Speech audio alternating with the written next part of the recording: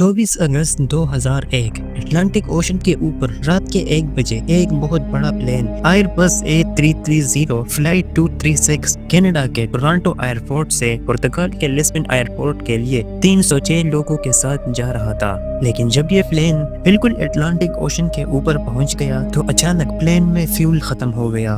Pilots ये नहीं समझ रहे थे कि आखिर क्यों बीच रास्ते में अटलांटिक ओशन के ऊपर प्लेन में फ्यूल खत्म हो गया।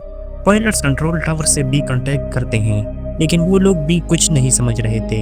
वो लोग हैरान थे कि अब ये प्लेन अपनी मंजिल तक कैसे पहुंचेगी। प्लेन के दोनों इंजन्स ने काम करना बंद किया और बिजली का सारा सिस्टम डैमेज हो गया और प्लेन के अंदर मुकम्मल अंधेरा हो गया। कोई नहीं जानता कि अब क्या होगा, क्योंकि एक तरफ तो प्लेन में फ्यूल नहीं है और दूसरी तरफ प्लेन अटलांटिक ओशन के बिल्कुल ऊपर है, जो कि दुनिया का सबसे खतरनाक समंदर है। और ये बात तो हम सब जानते हैं कि समंदर का मौत कितना दर्दनाक होता है। प्लेन अटलांटिक ओशन की तरफ जा रहा था और सब लोग अपनी मौत को देख रहे थे। इस प्लेन के साथ क्या हुआ और 306 लोग बच गए या नहीं, ये सब हम इसी वीडियो में ही जानेंगे। लेकिन इससे पहले एक छोटी सी रिक्वेस्ट कि अभी तक आप लोगों ने हमारे चैनल को सब्सक्राइब नहीं किया है तो प्लीज़ हमारे चैनल को ज़रूर सब्सक्राइब कीजिए, क्योंकि ये आप लोगों के लिए बिल्कुल फ्री और हमारे लिए बहुत फ़ायदेमंद है। इस कहानी की शुरुआत होती है 24 अगस्त 2001 कनाडा के टोरंटो एयरपोर्ट से, जब एक एयरप्लेन फ्लाइट 236 कनाडा के टोरंटो एयरपोर्ट से पुर्तगाल के लिस्बन एयरपोर्ट के लिए रवाना हुआ। फ्लाइट से पहले प्लेन का चेकअप हुआ और प्लेन को फ्यूल से मुकम्मल भर दिया गया, क्योंकि ये टोटल 7 घंटे का सफर था और वो भी अटलांटिक ओशन के ऊपर। ये प्लेन उसी दौर का सबसे एडवांस्ड और महफूज प्लेन था। रात के तकरीबन 9 बजे प्लेन ने रनवे को क्रॉस किया और प्लेन हवा में उड़ गया। इसी प्लेन में तकरीबन 293 पैसेंजर्स और 13 क्रू मेंबर और पायलट्स मौजूद थे। प्लेन में मौजूद पायलट्स कोई आम पायलट्स नहीं थे, बल्कि ये दोनों बहुत ही एक्सपीरियंस्ड पायलट्स थे। एक पायलट का नाम रॉबर्ट पीशे और दूसरे का नाम डर्क डीगर था। रॉबर्ट पीशे का एक्सपीरियंस 16,000 घंटे का था, मतलब उसने 16,000 घंटे प्लेन चलाया था, और डर्क डीगर का 5,000 घंटे का एक्सपीरियंस था। प्लेन कनाडा से पुर्तगाल के लिए रवाना हुआ। सब कुछ नॉर्मल चल रहा था और पायलट्स कॉकपिट में एक दूसरे के साथ बात कर रहे थे। प्लेन ने तकरीबन 4 घंटे का सफर किया, लेकिन अभी तक प्लेन में कुछ भी मसला पेश नहीं आया था। रात के 1 बजे पायलट्स ने प्लेन का ऑटो पायलट मोड ऑन किया, लेकिन अभी तक प्लेन में सब कुछ ठीक चल रहा था। पायलट्स एक दूसरे के साथ बात कर रहे थे, कुछ पैसेंजर्स म्यूजिक सुन रहे थे और ज्यादातर पैसेंजर्स सो रहे थे। लेकिन जब प्लेन अटलांटिक ओशन के बिल्कुल ऊपर पहुंच गया तो पायलट्स को स्क्रीन पर एक वार्निंग शो होता है। वार्निंग ये था कि राइट साइड के इंजन में फ्यूल का प्रेशर बहुत ज्यादा है। पायलट्स बहुत हैरान हो गए कि ये क्या हो रहा है, क्योंकि पायलट्स ने अपने एक्सपीरियंस के मुताबिक ऐसा वार्निंग कभी नहीं देखा था। पायलट्स इसी मसले को हल करने का भरपूर कोशिश करते हैं, लेकिन सब कुछ नाकाम होता जा रहा है। पायलट्स कंट्रोल टावर से भी राबिता करने की कोशिश करते हैं, लेकिन वो लोग भी इसी मसले के बारे में कुछ भी नहीं जानते थे। उन्होंने पायलट्स को बता दिया कि आप भी अपनी भरपूर कोशिश करें और हम भी इसी मसले को हल करने की कोशिश करेंगे। वार्निंग के मुताबिक प्लेन के राइट साइड के इंजन में एक सीरियस मसला था, लेकिन अब भी प्लेन बहुत ही नॉर्मल चल रहा था। जिसके बाद पायलट्स ने यह समझा कि प्लेन में कोई मसला नहीं, बल्कि प्लेन के ऑटो सिस्टम में कुछ मसला है, क्योंकि प्लेन अब भी नॉर्मल चल रहा है। लेकिन कुछ वक्त बाद पायलट्स को एक और वार्निंग शो होता है। वार्निंग ये था कि राइट साइड के इंजन में फ्यूल बहुत ही कम है। इसी वजह से पायलट्स ये फैसला करते हैं कि लेफ्ट साइड के इंजन से राइट साइड के इंजन में फ्यूल ट्रांसफर किया जाएगा। चुनांचे पायलट्स ने ऐसा ही किया और दोनों इंजन में फ्यूल का मिकदार सेम हो गया। पायलट्स ने ये मसला तो हल किया, लेकिन तीसरी बार एक और खतरनाक वार्निंग शो होता है। इस वार्निंग से पायलट्स बहुत घबरा गए, क्योंकि ऐसा मसला बहुत खतरनाक होता है।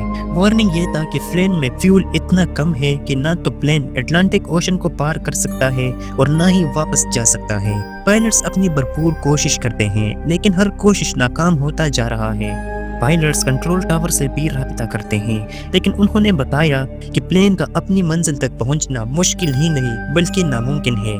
لیکن ایک راستہ ضرور ہے۔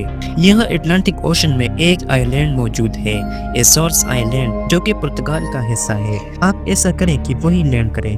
پائلٹس یہ بات سنتے ہی اسی جزیرے کے کنٹرول ٹاور سے رابطہ کرتے ہیں کہ آپ لوگ ہمیں پرمیشن دیجیے کہ ہم یہاں لینڈ کریں، کیونکہ ہمارے پاس فیول بہت ہی کم ہے، اور اگر آپ ہمیں اجازت نہیں دیں گے تو ہم سمندر میں گر جائیں گے۔ لیکن مسئلہ یہ تھا کہ پلین میں فیول بہت ہی کم تھا، اور اسی آئی لینڈ تک پہنچنا پلین کے لیے انتہائی مشکل تھا۔ پائلٹس کنٹرول ٹاور سے مسلسل رابطے میں تھے، ان کو بتاتے ہیں کہ پلین بہت ہی تیزی سے فیول کنزیوم کرتا ہے، اور ہمارے اندازے کے مطابق فیول لیک ہو رہا ہے۔ پلین میں چاہے جو بھی مسئلہ آ جائے، لیکن پائلٹس کوشش کرتے ہیں کہ اسی مسئلے کے بارے میں پیسنجرز کو نہ بتایا جائے، اور اسی طرح ہماری کہانی میں بھی ہو رہا ہے۔ پیسنجرز اب بھی میوزک سن رہے ہیں اور سو رہے ہیں، صرف اور صرف پائلٹس، کریو ممبر اور کنٹرول ٹاور کو پتا ہے کہ پلین ایک بہت ہی سیریس مسئلے کا شکار ہو چکا ہے۔ پائلٹس اپنی بھرپور کوشش کرتے ہیں کہ پیسنجرز کو کچھ پتا نہ چلے، لیکن اچانک ایک زوردار آواز آتا ہے، اور اسی آواز سے سارے پیسنجرز گھبرا جاتے ہیں۔ جب پیسنجرز ونڈو سے باہر دیکھتے ہیں تو پتا چلتا ہے کہ پلین کے رائٹ سائڈ کے انجن پر آگ لگ گیا ہے۔ پلین کے فیول لیک کا شک اب حقیقت میں بدل گیا۔ اسی آواز سے پلین میں بیٹھے پیسنجر سب گھبرا گئے۔ انہوں نے اپنی آنکھوں سے سب کچھ دیکھا کہ پلین کے انجن میں آگ لگ گیا ہے۔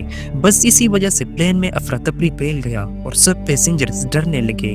کریو ممبرز اپنی پوری کوشش کرتے ہیں، لوگوں کو تسلی دیتے ہیں، لیکن وہ اپنی آنکھوں سے آگ دیکھ رہے ہیں اور سارے لوگ گھبرا رہے ہیں۔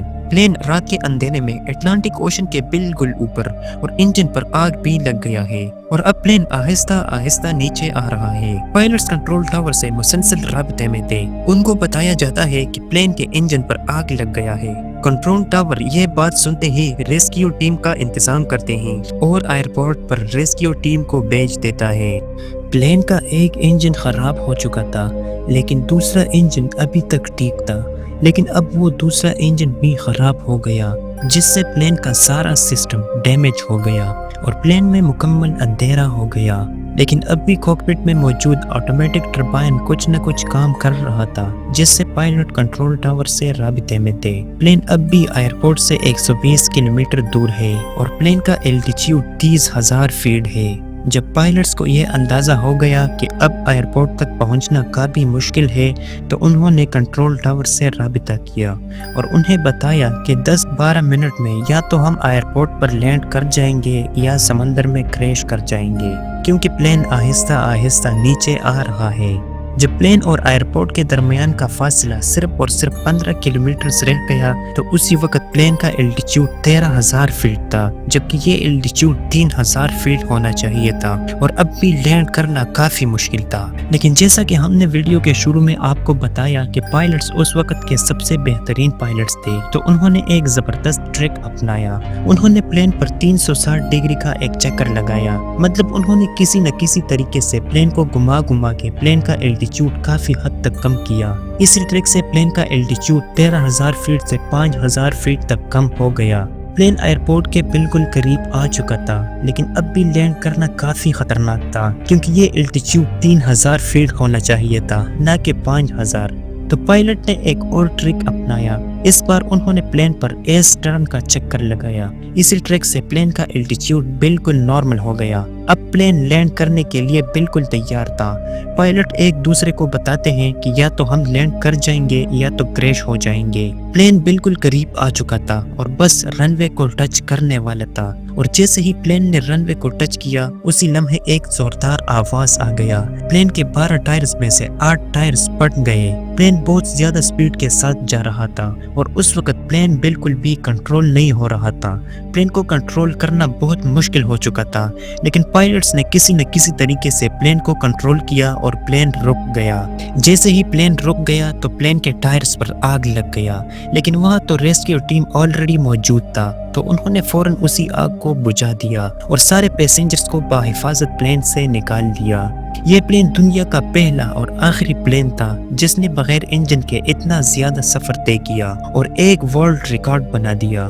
جب انویسٹیگیشن ٹیم نے پلین پر ریسرچ کیا تو پتہ چلا کہ پلین میں ایک پرزہ تبدیل کیا گیا تھا، وہ کسی دوسرے پلین کا تھا جو کہ اچھے طریقے سے فٹ نہیں کیا گیا تھا، جس کی وجہ سے وہاں وائبریشن پیدا ہوا۔ اسی کے ساتھ فیول کے پائپ نے وائبریشن برداشت نہ کیا اور فیول لیک ہو گیا۔ امید ہے کہ آپ لوگوں کو یہ ویڈیو کافی پسند آئی ہوگی۔ پلیز ہمارے چینل کو ضرور سبسکرائب کیجئے اور اسی ویڈیو کو ضرور لائک کیجئے۔ تو اب اگر آپ لوگ اسی طرح کا ایک ریئل ویڈیو دیکھنا چاہتے ہیں تو اسی ویڈیو پر کلک کریں، میں آپ لوگوں کے ساتھ وہیں پر ملوں گا۔ تھینک یو سو مچ، اللہ حافظ۔